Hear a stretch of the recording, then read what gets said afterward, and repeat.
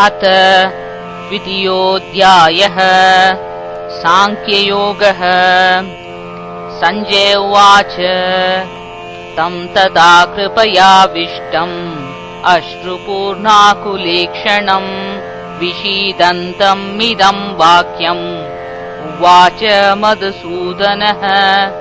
श्रीभगवानुवाच कुतस्त्वा कश्मलमिदम् विषमे समुपस्थितम् अनार्यजुष्टमस्वर्ग्यम् अकीर्तिकरमर्जुन। क्लैप्यम् मास्मगमः पार्थ नैतत्त्वय्युपपद्यते। क्षुद्रम् हृदय दौर्बल्यम् त्यक्त्वोत्तिष्ठ परम् तप। अर्जुन उवाच कथम् भीष्मम् अहम् सङ्ख्ये द्रोणम् च मधुसूदन। इषुभिः प्रतियोत्स्यामि पूजार्हा वरिसूदन। गुरून् हत्वा हि महानुभावान् श्रेयो भोक्तुम् वैक्ष्यमपीह लोके। हत्वार्थकामांस्तु गुरूनिहैव भुञ्जीय भोगान् उदिरप्रदिग्धान्। न चैतद्विद्मः कुतरन्नो गरीयो युद्ध्वा जयेम यति वा नो जयेयु। यानेव हत्वा न जिजीविषाम तेव स्थिता प्रमुखे धार्तराष्ट्रा।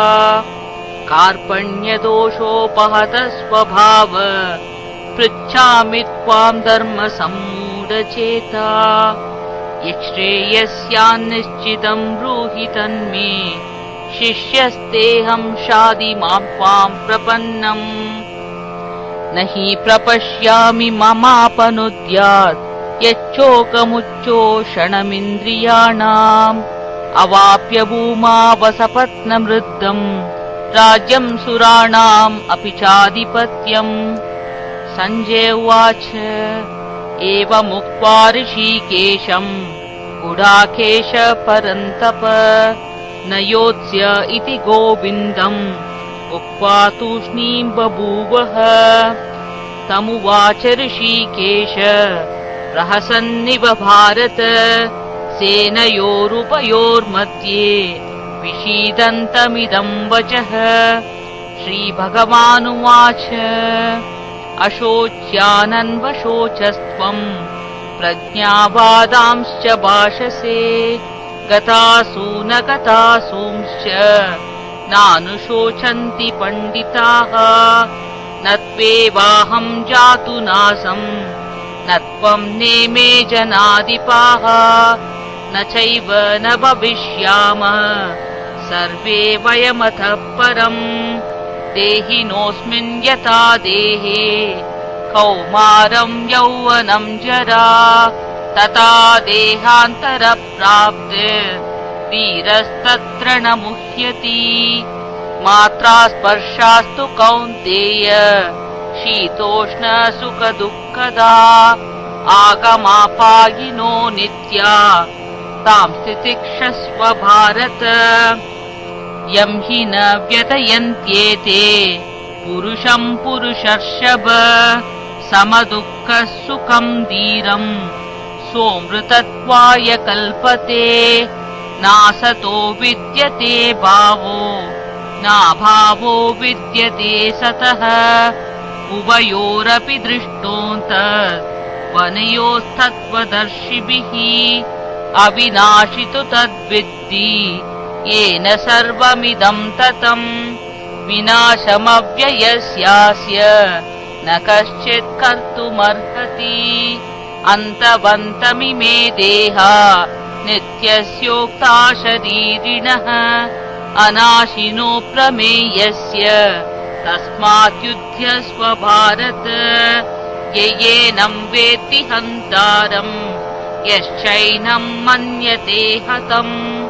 उभौ तौ न विजानीतो नायम् हन्ति न हन्यते।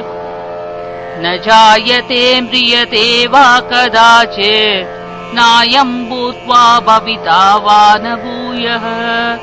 अजो नित्यः शाश्वतोऽयम् पुराणो न हन्यते हन्यमाने शरीरे वेदा विनाशिनम् नित्यम् य एनम् अजमव्ययम् कथं स पुरुष पार्थ कम् घातयति हन्तिकम् वासांसि जीर्णानि यथा विहाय नवानि गृह्णाति नरोपराणि तथा शरीराणि विहाय जीर्णानि अन्यानि संयाति नवानि देहि नैनं छिन्दन्ति शस्त्राणि नैनं दहति पावकः न चैनं क्लेदयन्त्यापो न शोषयति मारुतः अच्छेद्योऽयमदाह्योऽयम् अक्लेद्यो शोष्य एव च नित्यः सर्वगतस्थाणु अचलोऽयम् सनातनः अव्यक्तोऽयमचिन्त्योऽयम् अविकार्योऽयमुच्यते तस्मादेवम् विदित्वैनम् नानुशोचितुमर्हसि अथ चैनम् नित्यजातम् नित्यम् वा मन्यसे मृतम् तथापि त्वम् महाबाहो नैनम् शोचितुमर्हसि जातस्य हि ध्रुवो मृत्यु ध्रुवम् जन्म मृतस्य च तस्मादपरिहार्येते न त्वम् शोचितुमर्हसि अव्यक्तादीनि भूतानि व्यक्तमद्यानि भारत अव्यक्तनिधनान्येव तत्र का परिदेवना आश्चर्यवत् पश्यति कश्चिदैनम् आश्चर्यवत् वदति तथैव चान्यः आश्चर्यवच्चैनमन्यः शृणोति श्रुत्वाप्येनं वेद न चैव कश्चित् देहि नित्यमवद्योऽयम् देहे सर्वस्य भारत तस्मात् सर्वाणि भूतानि न त्वम् शोचितुमर्हसि स्वधर्मम् अपि चावेक्ष्य न विकम्पितुमर्हसि धर्म्याद्युद्धाश्रेयोऽन्यत् क्षत्रियस्य न विद्यते यदृच्छया चोपपन्नम् स्वर्गद्वारम् अपावृतम् सुखिनः क्षत्रिया पार्थ लभन्ते युद्धमीदृशम् अत चेत्त्वम् इमम् धर्म्यम् सङ्ग्रामम् न करिष्यसि ततः स्वधर्मम् कीर्तिम् च हित्वा पापमवाप्स्यसि अकीर्तिम् चापि भूतानि कथयिष्यन्ति ते व्ययम् सम्भावितस्य चाकीर्ति मरणादतिरिच्यते भयाद्रणादुपरतम् मन्स्यन्ते त्वाम् महारथाः येपां च त्वम् बहुमतो भूत्वा यास्यसि लाघवम् अवाच्यवादांश्च बहून् वदिष्यन्ति तवाहिताः निन्दन्तस्तव सामर्थ्यम् ततो दुःखतरम् नु किम् हतो वा प्राप्स्यसि स्वर्गम् जित्वा वा भोक्ष्यसे महीम् तस्मादुत्तिष्ठ कौन्तेय युद्धाय कृतनिश्चयः सुखदुःखे समे कृत्वा लाभालाभौ जयाजयौ ततो युद्धाय युज्यस्व नैवम् पापम् अवाप्स्यसि एषा ते विहिता साङ्ख्ये बुद्धिर्योगे त्विमां शृणु बुद्ध्या युक्तो यया पार्थ कर्मबन्धम् प्रहास्यसि नेहाभिक्रमनाशोऽस्ति प्रत्यवायो न विद्यते स्वल्पमप्यस्य धर्मस्य त्रायते महतो भयात् व्यवसायात्मिका बुद्धिर् एकेह कुरु नन्दन बहुशाखा ह्यनन्ताश्च बुद्धयो व्यवसायिनाम् यामिमां पुष्पितां वाचम् प्रवदन्त्यविपश्रितः वेदवादरता पार्थ नान्यदस्तीति वादिनः कामात्मानः स्वर्गपरा जन्म कर्म फलप्रदाम् क्रिया विशेष बहुलाम् भोगैश्वर्यगतिम् प्रति भोगैश्वर्यप्रसक्तानाम् तयापहृतचेतसाम् व्यवसायात्मिका बुद्धि समाधौ न विधीयते त्रैगुण्यविषया वेदा निस्त्रैगुण्यो भवार्जुन निर्द्वन्द्वो नित्यसत्त्वस्थो निर्योगक्षेममात्मवान् यावानर्थ उदपाने सर्वतः सम्प्लुतोदके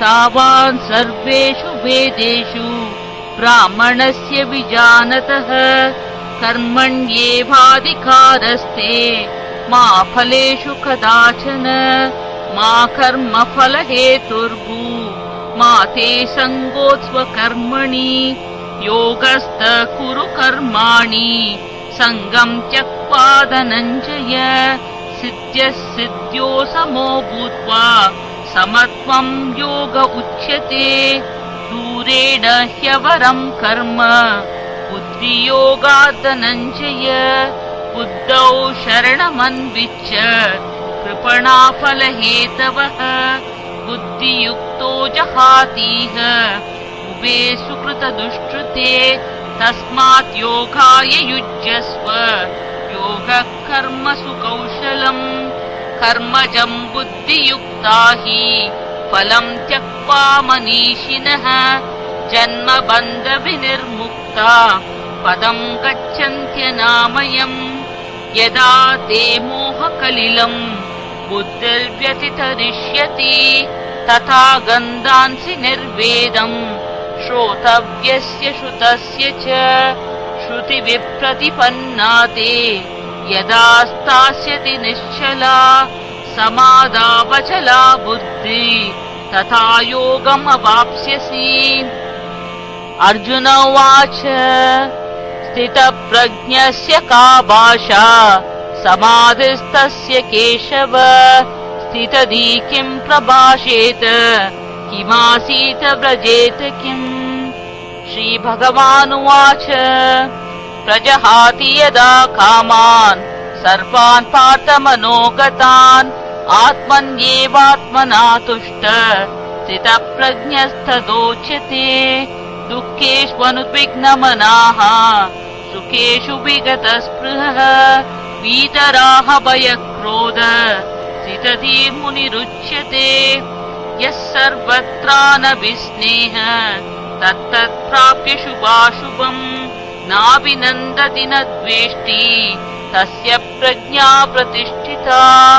यदा संहरते चायम् कूर्मोऽङ्गानीव सर्वशः इन्द्रियाणीन्द्रियार्थेभ्य तस्य प्रज्ञा प्रतिष्ठिता। विषया विनिवर्तन्ते निराहारस्य देहिनः रसवर्जम् रसोऽप्यस्य परम् दृष्ट्वा निवर्तते। यततो ह्यपि कौन्तेय पुरुषस्य विपश्चितः इन्द्रियाणि प्रमादीनि हरन्ति प्रसवम् मनः तानि सर्वाणि संयम्य युक्त आसीत मत्परः वशे हि यस्येन्द्रियाणि तस्य प्रज्ञा प्रतिष्ठिता। ध्यायतो विषयान् पुंसः सङ्गस्तेषुपजायते सङ्गात् संजायते काम कामात् क्रोधो विजायते क्रोधात् भवति सम्मोह सम्मोहात् स्मृतिविभ्रमः स्मृतिभ्रंशात् बुद्धिनाशो बुद्धिनाशात् प्रणश्यति। रागद्वेषवियुक्तैस्तु विषयानिन्द्रियैश्चरन् आत्मवश्यैर्विधेयात्मा प्रसादम् अधिगच्छति। प्रसादे सर्वदुःखानाम् हानिरस्योपजायते प्रसन्नचेतसो ह्याशु बुद्धिः पर्यवतिष्ठते। नास्ति बुद्धिरयुक्तस्य न चायुक्तस्य भावना न चाभावयतः शान्तिः अशान्तस्य कुतः सुखम्। इन्द्रियाणाम् हि चरताम् यन्मनोनुविधीयते तदस्य हरति प्रज्ञाम् वायुर्नावमिवाम्बसि तस्माद्यस्य महाबाहो निगृहीतानि सर्वशः इन्द्रियाणीन्द्रियार्थेभ्यः तस्य प्रज्ञा प्रतिष्ठिता या निशा सर्वभूतानां तस्यां जागृति संयमी यस्यां जागृति भूतानि सा निशा पश्यतो मुनेः आपूज्यमाणम् अचलप्रतिष्ठम् समुद्रमाप प्रविशन्ति यद्वत् तद्वत् कामायम् प्रविशन्ति सर्वे स शान्तिमाप्नोति न कामकामी विहाय कामान् यः सर्वान् पुमांश्चरति निःस्पृहः निर्ममो निरहङ्कारः स शान्तिम् अधिगच्छति एषा ब्राह्मी स्थितिः पार्थ नैनम् प्राप्य विमुह्यति स्थित्वा श्यामन्तकालेऽपि ब्रह्म निर्वाणमृच्छति ॐ तत्सदिति श्रीमद्भगवद्गीतासु उपनिषत्सु ब्रह्मविद्यायाम् योगशास्त्रे श्रीकृष्णार्जुनसंवादे साङ्ख्ययोगो नाम द्वितीयोऽध्यायः।